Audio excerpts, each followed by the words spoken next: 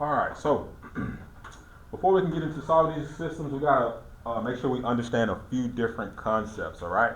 The first concept is what we call the identity matrix. So we worked with matrix multiplication in the last class.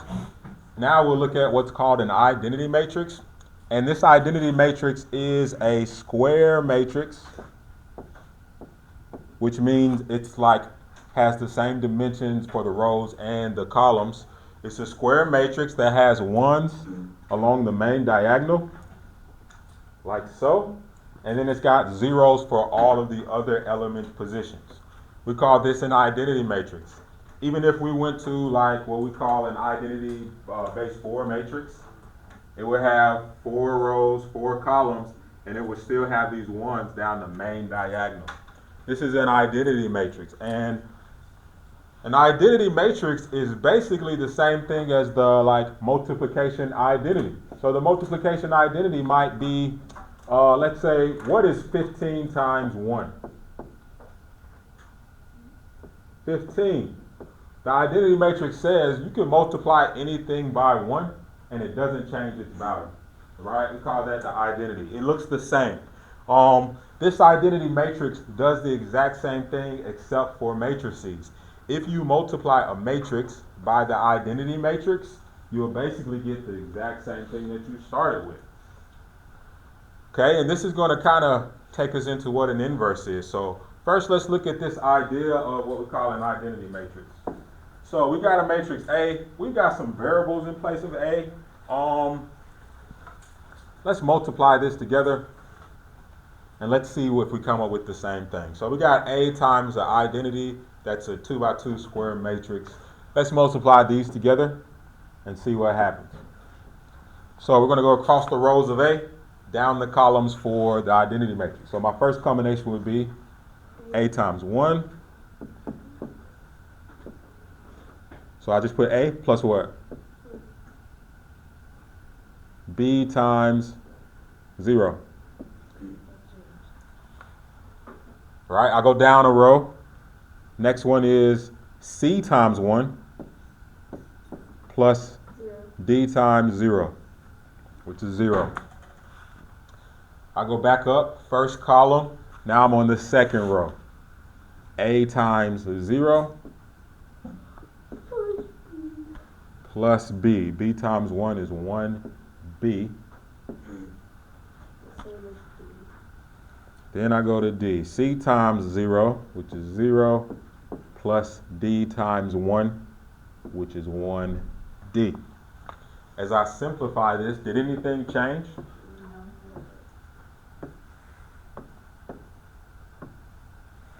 Nothing changed because we multiplied by the identity matrix. So the identity matrix keeps the same value of the matrix that we started. Does that make sense? Yep. What's the point of that if it just does the same thing? That's a good question. So what we're going to look at is how we end up getting the identity matrix. And since we're already there, let's go ahead and look at that. So this brings in the concept of an inverse function, all right, or an inverse matrix. So an inverse basically undoes whatever we started with. So let's say I got 5 and I multiply it times its inverse, which is 1 over 5. What does this come out to equal?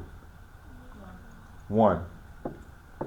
Same thing, I mean, if I had x and I multiplied it by its inverse, which we'll look at in the next section, which is 1 over x, what do I end up with? The x's cancel, right? And I end up with what number? 1. Okay, so this 1 is the same thing as the identity matrix.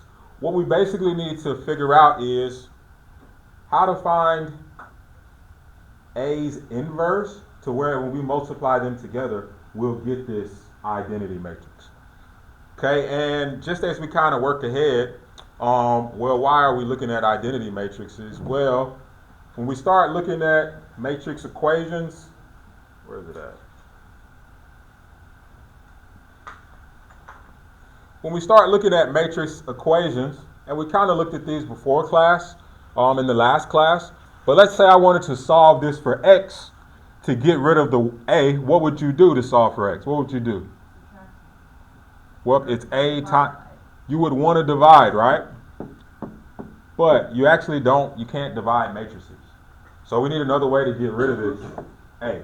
And the way we do it is we do the inverse of a. That's how we cancel out this a. So if we say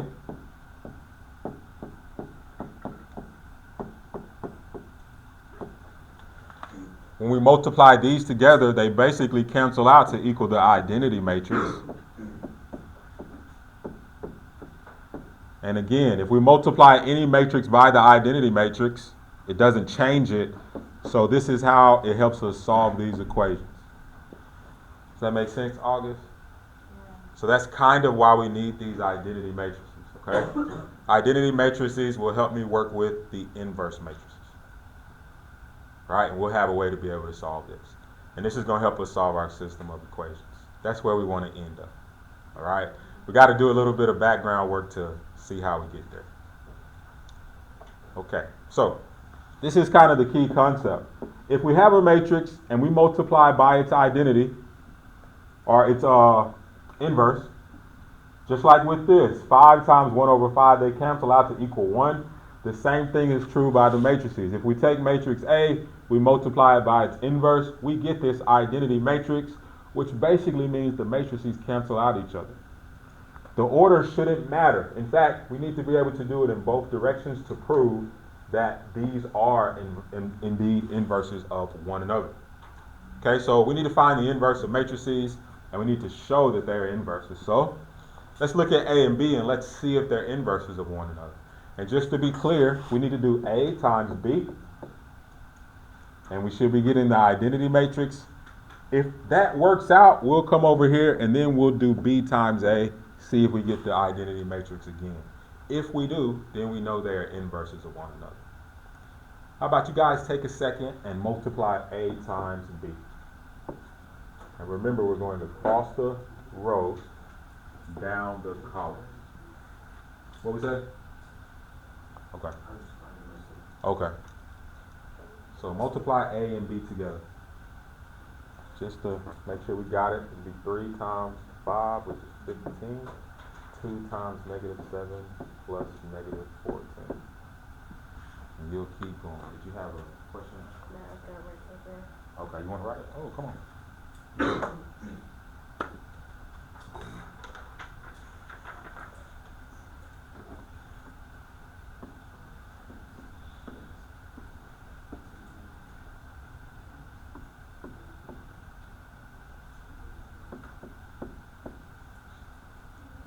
Now she's back at first row, second column. 3 times negative 2 plus 2 times 6. Perfect. Now let's simplify those. See what we get. 15 plus negative 14 is 1. Negative 6 and 6 cancel out to be 0. 35, negative 35 cancel to be 0.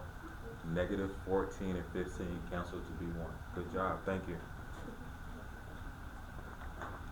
All right. So when we multiply A and B together, did we get the identity matrix? We did.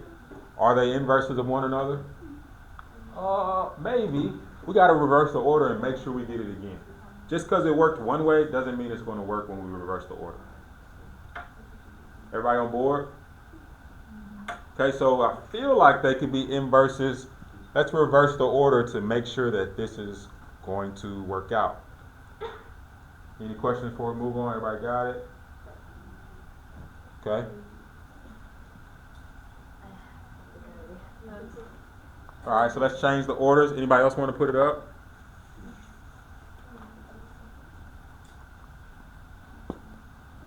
All right, and if you're like me, your brain doesn't cross over very good, so you just gotta rewrite B and A.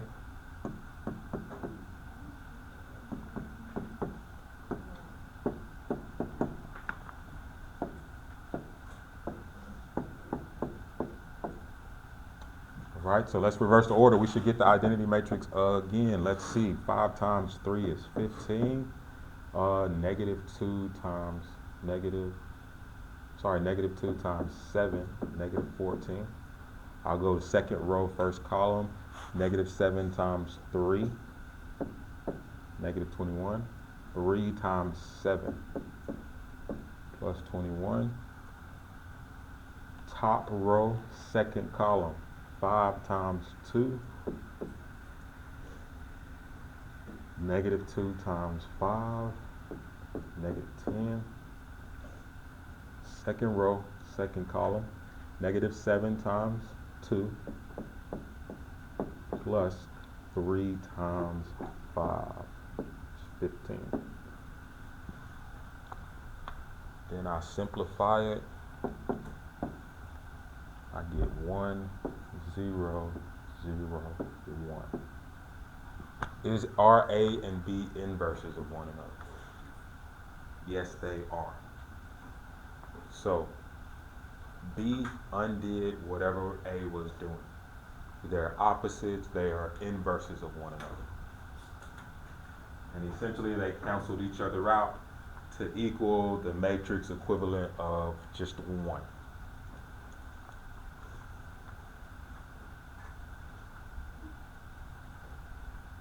Alright, we got any questions?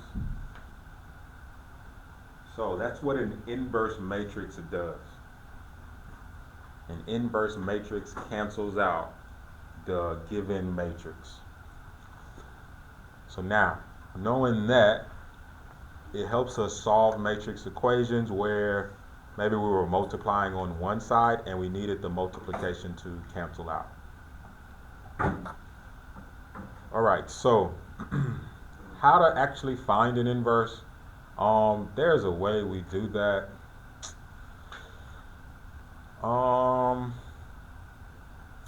And so to find the inverse, this is how you do it.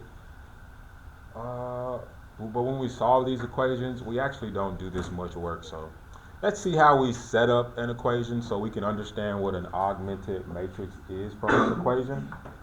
And then we will kind of use that to make an equation. So let's see what we're given. We're given matrix A, and we want to find the inverse of A. So in other words, we need to find some matrix that we don't know. So we're going to fill in all the elements with x's as like placeholders. But we still know the fact that if we take matrix A and we multiply it by its inverse, the result should come out, just like we just did. The result should come out to equal the identity matrix. All right? Does that make sense? So what we just did. The difference is we don't know what this matrix is. So we got placeholders for it. But if we followed that same process and we multiplied them together, let's see what we would end up with. All right, so I'm taking matrix A and I'm going to multiply it down the columns of the inverse function. All right, so I would get 2 times x1 plus 9 times x2. I go down to the next row, and then I got 1 times x1 plus 5 times x, and it should be x3. I don't know why I wrote x2. But I'm multiplying it by x3. Same thing here. I went x1 times 1, and then 5 times x3. All right, I got my first column. Now I'll go over to the second column. I'll go back to the first row, and I've got 2 times x2, and then 9 times x4. And then I go down to the second row. 1 times x2, and then 5 times x4.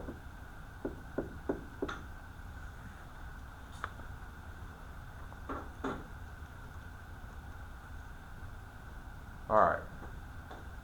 So again, we haven't figured out what the x's are just yet, but we know that this spot should come out to equal 1. This one should come out to equal what? Because this is the matrix we should get, right? Should come out to equal 0. This should come out to equal 0. This should come out to equal 1.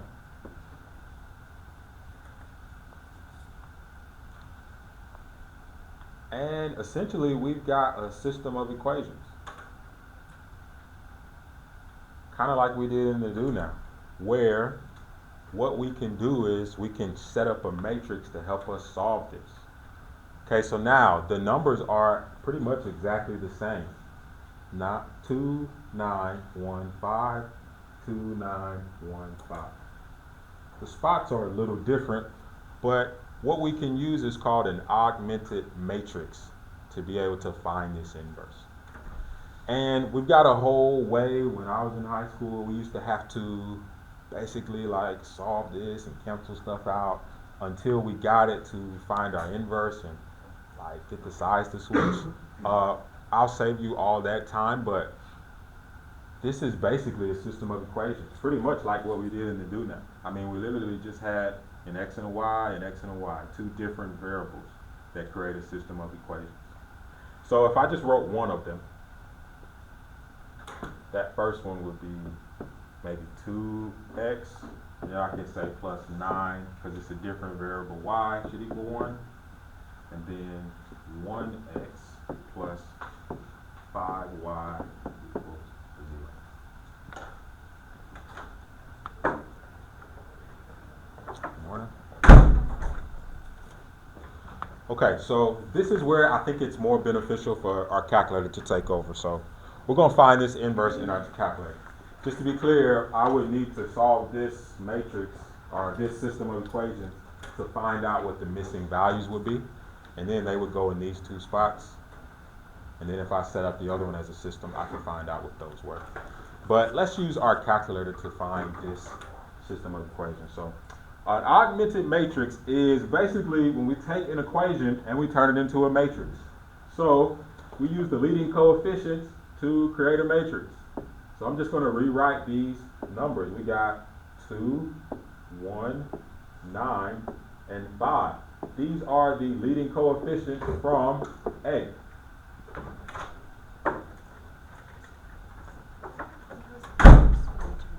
What is it? Okay, turn it over there. All right, so we're going to put this in our calculator, and our calculator is going to give us the inverse without a whole lot of work at all. All right, so if you don't have a calculator, grab one. Let me show you how you find the inverse in your calculator.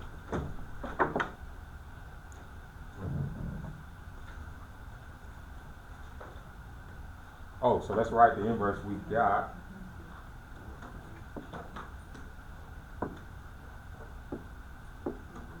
We got A inverse was, what was it, 5, negative 9, negative 2, negative 2, 1, negative 1, 2. And if you need to, put some little notes in your calculator. This is telling you how to solve and find an inverse. We built it and we found our inverse, but you guys take a second, see if you can build matrix B and then find the inverse of matrix B. Make sure we can do it.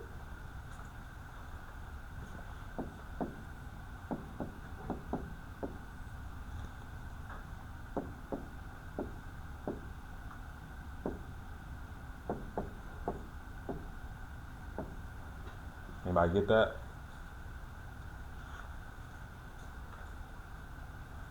Anybody have trouble getting that?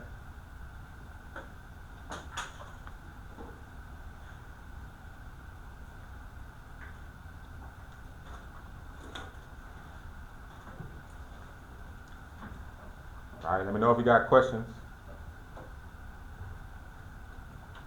Okay, and then let's find the inverse of matrix A.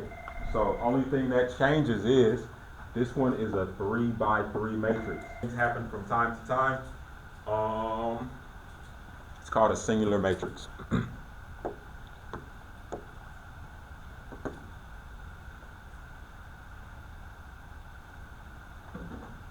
so you should have this one filled out, but we do want to note that this one is a singular matrix,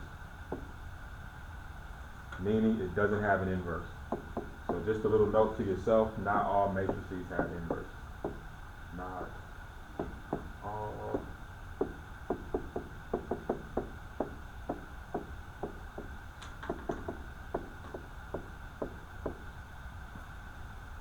Not all matrices have inverses. Some matrices are singular. Okay, so don't freak out if you ever get that matrix. All right, we feel like we know how to find inverse. Now we solve these systems pretty straightforward. Okay, so let's go back down to this system of equations. We need to set up an equation. So we're wanting to solve this example number 7, and we've got 3 variables and we've got 3 equations. So we got to break this equation down into a few pieces to make it work for us. So first we get all of the coefficients and we need to put them in their own matrix. Okay? We call this the coefficient matrix. So we just take all the numbers and we turn it into a matrix. This is our first matrix we'll work with, called the coefficient matrix.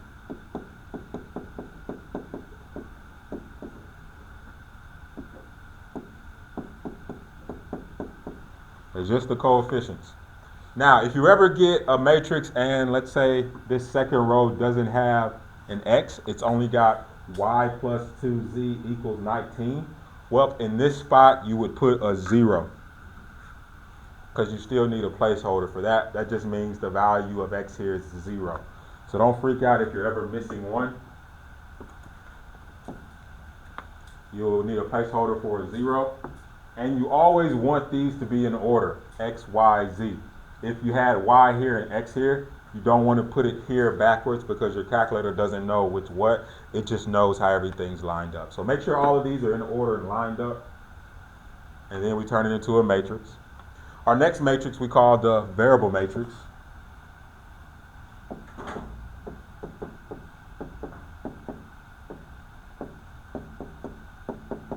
This is the matrix we want to find values for. This is what we don't know. We don't know what x is, we don't know what y is, and we don't know what z is. And if we multiply these together, we actually get what we started with. It would be 3 times x, 3x, 1 times y, 1y, 2 times z, 2z. I mean, this combination just basically takes me back to there. But this is our variable matrix, what we want to find. And then we got our answer matrix or our constant number matrix. So these are the constant numbers, basically what each one equals. This is our last matrix. We call this the constant.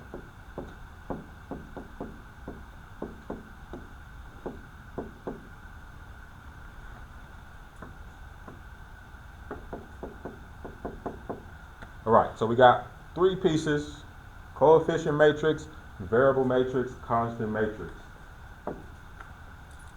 We turn it into an equation by just giving each matrix a label. This one's A times X. This is what we want to find. And this should come out to equal matrix B. So in this simple equation that we already solved, we've got matrix A times our unknown matrix. That should come out to equal matrix B. So we already showed how if we solve this for X,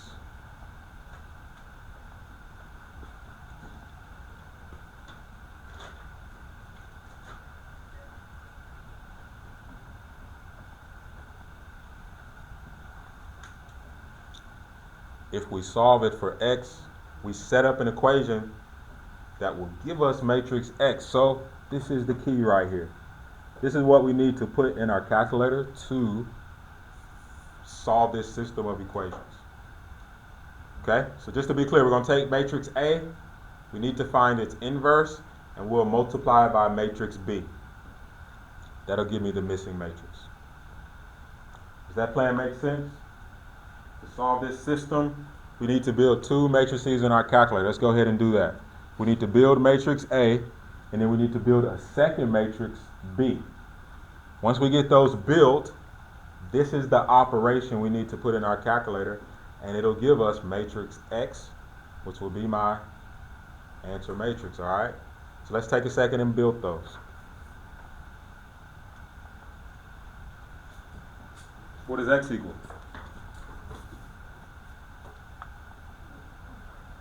Remember, it's in order, right?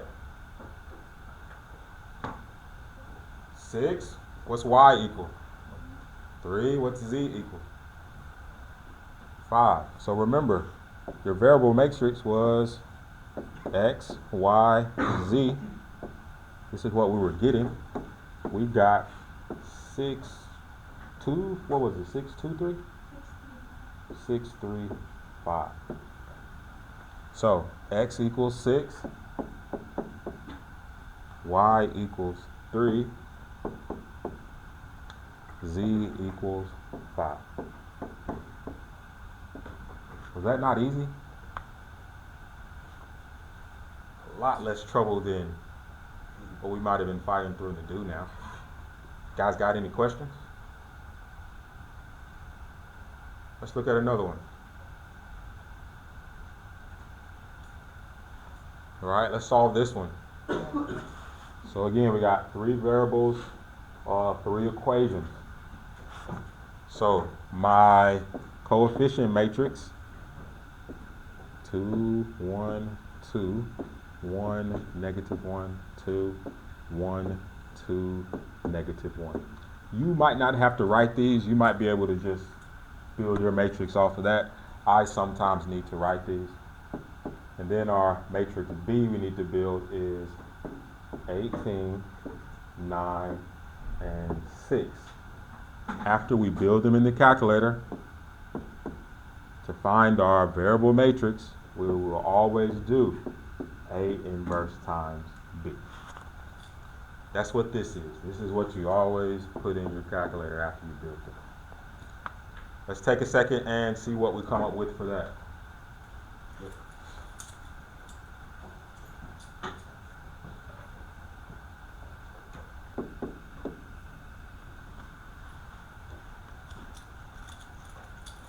Let me know if you're having trouble. When I did the operation in my calculator, I got 5, 2, 3.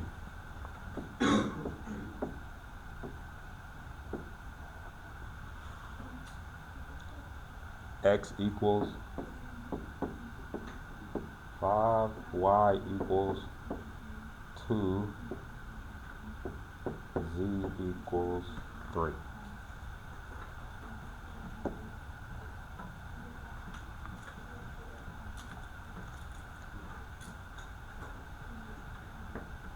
Any questions? Okay, we got one last one. And I need to check everybody's before we finish today. So everybody's going to build this one. And I need to check. You probably get a 0 for that. Thank you, Mr. Shields.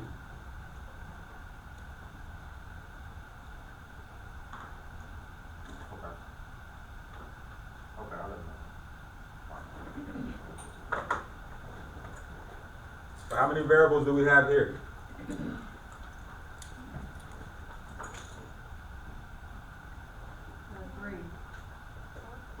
We got 4. We got a W this time. How many equations do we have? So the matrix we need to build is a what? 4 by 4. What about our constant matrix? It's going to be a, how many rows? 4 rows. 1, 2, 3, 4 by 1 column.